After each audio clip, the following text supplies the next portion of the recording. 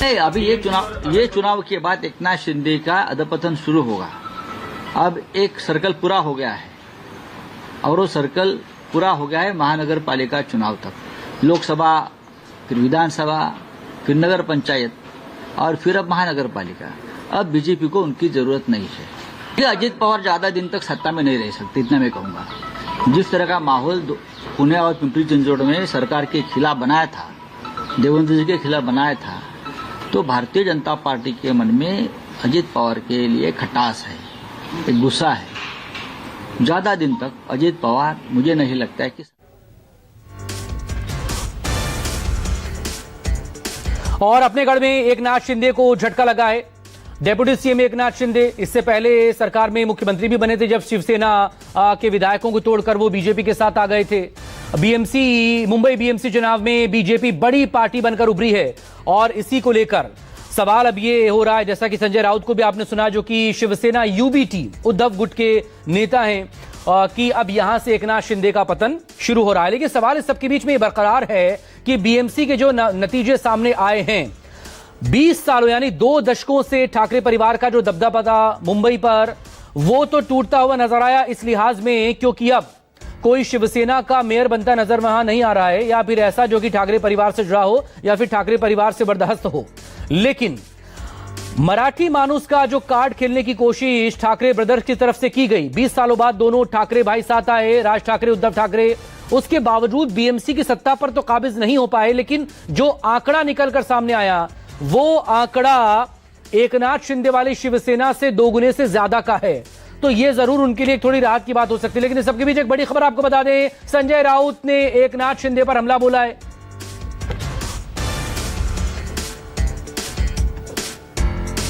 चले, मेरे सहयोगी इस वक्त हमारे साथ जुड़ चुके हैं, विनोद जगदाले और इंद्रजीत। दोनों बात करेंगे महाराष्ट्र निकाय पर, खासतौर पर बीएमसी पर। विनोद जगदाले, बीएमसी पर सबकी नजरें टिकी हुई थी। फाइनल बैटल के तौर पर देखा जा रहा था इसे ठाकरे परिवार के लिए कि उनका भविष्य राजनीति में क्या होगा।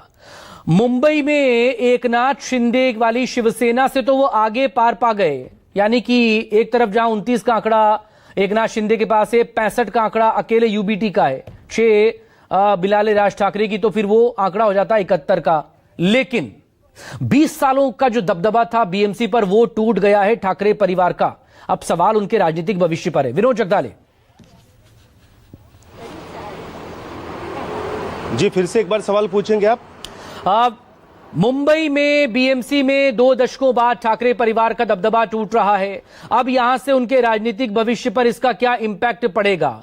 दूसरा सवाल यह कि जो असल शिवसेना को लेकर लगातार सवाल हो रहे थे, मुंबई में क्या ठाकरे ब्रदर्स के साथ आने से क्या कुछ हद तक इस सवाल का जवाब मिला जो नतीजों में रिफ्लेक्ट हो रहा है? देखिए, सबसे पहले सवाल का जवाब ये कि असली शिवसेना किसकी, इसका दावा हमेशा एकनाथ शिंदे करते आए हैं। एकनाथ शिंदे ने इससे पहले लोकसभा चुनाव और विधानसभा चुनाव और फिर नगर पालिका चुनाव के नतीजों में कहा था कि असली शिवसेना उनके पास है, और उन्होंने अपना स्ट्राइक रेट भी अच्छा करके दिखाया था। लेकिन अब की बार जो महानगर पालिका चुनाव हुए हैं, उस महानगर पालिका चुनाव में कहीं ना कहीं एकनाथ शिंदे का ग्राफ है वो गिरता हुआ यहाँ पर नजर आ रहा है। मैं खुद आपको बताना चाहता हूँ, ठाणे जिले में एकनाथ शिंदे का गढ़ कहा जाता है ठाणे जिले को। इसमें 6 महानगर पालिका है, 2 में गठबंधन हुआ, 4 में अलग लड़े। हुआ क्या, सिर्फ एक ही महानगर पालिका एकनाथ शिंदे खुद के दम पर नहीं, गठबंधन में रहकर जीत पाए। कल्याण डोंबिवली में सिर्फ दोनों में 3 सीटों का फासला है। उल्लासनगर में गठबंधन नहीं हुआ, ये आमने सामने दोनों के सेम नंबर की सीटें लगभग आ चुकी है। बाकी वहां पर शिवसेना की सिर्फ 2 ही सीटें आई है मीरा भाईंदर महानगर पालिका में। नवी मुंबई महानगर पालिका भी भाजपा ने जीत ली है। तो कहीं ना कहीं एकनाथ शिंदे का यहाँ पर नुकसान जरूर देखने को मिल रहा है। अब बचा ठाकरे भाइयों के बारे में कहना, तो ठाकरे भाइयों के बारे में एक कहे कि ठाकरे भाई के पास अब बीएमसी भी नहीं बची। देखिए, मेरे पीछे जो बीएमसी है ना, इस बीएमसी पर पिछले 25 साल से ठाकरे का राज चलता था, यही वो बीएमसी है। यहाँ से मुंबई का पूरा कारोबार ठाकरे परिवार चलाया करता था। लेकिन आज 25 साल बाद इस बीएमसी से भगवा उतर चुका है शिवसेना का और अब यहाँ पर सेना बीजेपी यहाँ पर अपना नया मेयर बिठाएगी। अगले 5 से 6 दिनों में यहाँ पर नया मेयर की घोषणा भी यहाँ पर हो जाएगी। तो कहीं ना कहीं ठाकरे ब्रदर्स की अब राजनीतिक सर्वाइव की लड़ाई शुरू हो चुकी है कि देखिए लोकसभा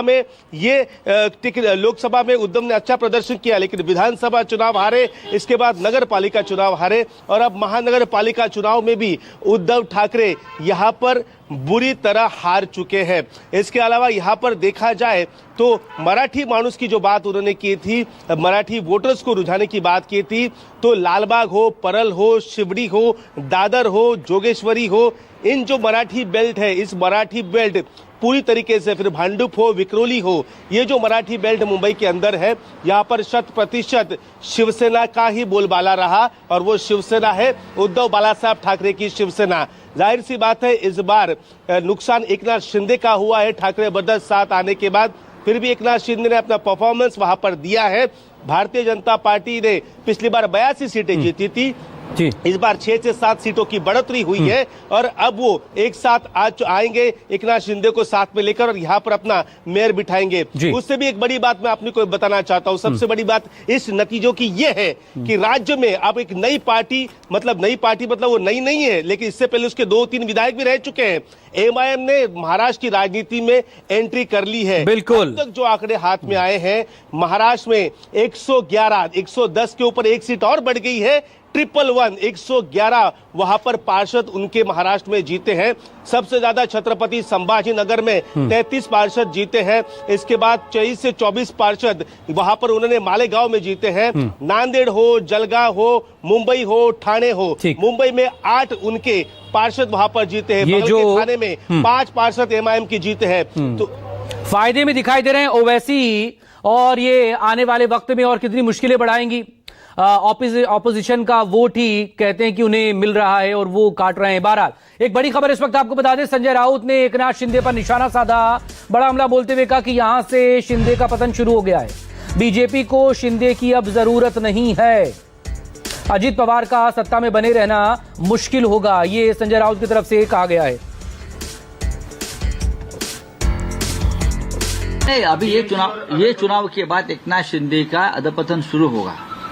अब एक सर्कल पूरा हो गया है और वो सर्कल पूरा हो गया है महानगर पालिका चुनाव तक, लोकसभा, फिर विधानसभा, फिर नगर पंचायत और फिर अब महानगर पालिका। अब बीजेपी को उनकी जरूरत नहीं है। अजित पवार ज्यादा दिन तक सत्ता में नहीं रह सकते, इतना मैं कहूंगा। जिस तरह का माहौल पुणे और पिंपरी चिंचवड़ में सरकार के खिलाफ बनाया था, देवेंद्र जी के खिलाफ बनाया था, तो भारतीय जनता पार्टी के मन में अजित पवार के लिए खटास है, एक गुस्सा है। ज्यादा दिन तक अजित पवार मुझे नहीं लगता है कि सत्ता में बैठेंगे, वो फिर उनकी घर वापसी होगी और दोनों पार्टी एक साथ, चाहे मर्जर हो या एक साथ वो काम करेंगे, ऐसा मुझे लगता है। ठीक है, मेयर नहीं, लेकिन हमारे पार्टी में कुछ जयचंद थे, अगर वो जयचंद नहीं पैदा होते तो भारतीय जनता पार्टी के 100 पुरखों की भी यहाँ तादाद आती तो भी यहाँ मुंबई में बीजेपी का मेयर नहीं बन सकता था। नहीं, हम अभी कुछ नहीं करेंगे, जोड़ तोड़ पर हमारा विश्वास नहीं है, लेकिन हमारे पास बहुत बड़ा आंकड़ा है, बहुत बड़ी संख्या है। अपोजिशन के पास एक ऐसा आंकड़ा है, हम कभी भी तख्तापलट कर सकते हैं, लेकिन हम डेमोक्रेसी का आदर करते हैं, लोकतंत्र का आदर करते हैं। इंद्रजीत मेरे सहयोगी मुंबई से मेरे साथ लगातार यहां पर बने हुए। इंद्रजीत, शिंदे, एकनाथ शिंदे घाटे में दिखाई दे रहे हैं, नतीजों से साफ है चाचा भतीजे की जोड़ी साथ आई, उसके बावजूद नतीजों को प्रभावित नहीं कर पाई। तो क्या इसे ऐसा ही माना जाए कि जो एनसीपी और शिवसेना शिंदे का वोट था वो अब बीजेपी के पास चला गया है, आगे और मुश्किलें खड़ी होंगी? जी बिल्कुल खड़ी होगी, क्योंकि पुणे और पिंपरी चिंचवड़ में जिस तरह की उम्मीद थी चाचा भतीजे को साथ आने के बाद, उस तरह की उम्मीद बिल्कुल नहीं है। यही कारण है कि शरद पवार का जो पुणे का निवास है उसमें आज अजित पवार पहुंचे हैं शरद पवार से मिलने के लिए। इसके अलावा सुप्रिया सुले पहुंची हैं और जो बड़े नेता हैं शरद पवार गुट के, एनसीपी शरद पवार गुट के, वो पहुंचे हैं। हो सकता है कि आगे की रणनीति पर बात हो, ये कमियां भी देखी जाए कि क्या कमियां रही कि इतनी बुरी हार हुई। लेकिन एक तरह से देखें तो दोनों ही परिवार बुरी तरह से हारे हैं। ठाकरे परिवार की बात करें तो ठाकरे परिवार की हार हुई है, मुंबई का उनका किला ढह गया है। दूसरा, पवार परिवार की बात करें तो पवार परिवार का पुणे और पिंपरी चिंचवड़ का किला ढह गया है। तो दोनों परिवारों को सोचना होगा। अब लगता है इससे कि परिवार नजदीक आएंगे, भले ही पार्टियां परफॉर्म अच्छा नहीं कर पाई हैं, लेकिन परिवार नजदीक आएंगे। और जिस तरह से देखा गया कि चुनाव के पहले पवार परिवार एक साथ आया, लगातार अजीत पवार एक कहते रहे कि परिवार में सब कुछ ठीक हो चुका है और ये संकेत देते रहे कि पवार परिवार कभी भी साथ आ सकता है। तो कहीं न कहीं इसकी शुरुआत भी हो सकती है इस मीटिंग के बाद। दूसरा, अगर ठाकरे परिवार की बात करें तो निश्चित तौर पर इस चुनाव दोनों परिवारों को करीब लाया है, उसका खामियाजा भी भुगतना पड़ा। करीब 19 पार्षद कम आए हैं, लेकिन अभी भी राज ठाकरे ने पहली प्रतिक्रिया दी है। उन्होंने कहा है कि ये लंबी लड़ाई है। जिस तरह से धन बल का प्रयोग हो रहा था और जो उम्मीदें थी उसी के मुताबिक हमारे दोनों पार्टी के कार्यकर्ताओं ने अच्छी लड़ाई लड़ी और हम मराठी मानुस की आवाज हमेशा उठाते रहेंगे, मराठी लोगों की आवाज उठाते रहेंगे और उन पर कोई अन्याय नहीं होने देंगे। और ये लड़ाई लंबी लड़ाई है और ये लड़ाई हम लड़ते रहेंगे। यानी कि जो ठाकरे परिवार है वो भी साथ आ रहा है और दोनों परिवारों के साथ आने का नतीजा ये हुआ कि देखिए कि जो पोलराइजेशन हुआ, मराठी मानुस का पोलराइजेशन हुआ, उसका असर आपको मराठी बाहुल्य इलाके जो मुंबई में हैं उनमें दिखे, वहां दिखे। और इसी को लेकर एक सवाल भी है इंद्रजीत, क्या मराठी मानुस की जो राजनीति है जिसको लेकर ठाकरे ब्रदर्स साथ आए थे वो क्या सिर्फ मुंबई तक ही सिमट कर अब रह गई, क्योंकि बाकी जगहों पर इसका कोई इंपैक्ट वैसा दिखा नहीं है। एक बड़ी खबर आपको बता दें प्लीज मेरे साथ